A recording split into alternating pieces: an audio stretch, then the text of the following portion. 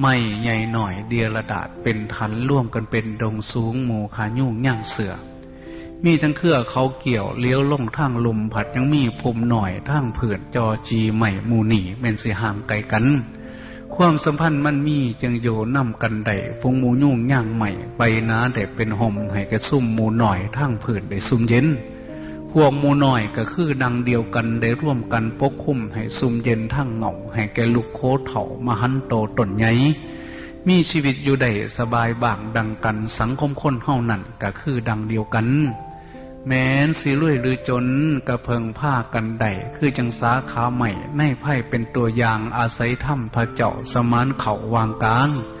แม่นสิทุกข์ยากให้เฮาหักแม่นน้ำค้นแม่นสิรวยหรือจนก็เพิงผ้ากันไหวคือจังเหือฆ่าแก่เกียนเห็นให้เกียนแก่คำกล่าวเหล่านี้เป็นคำกล่าวที่เขียนไว้ปัด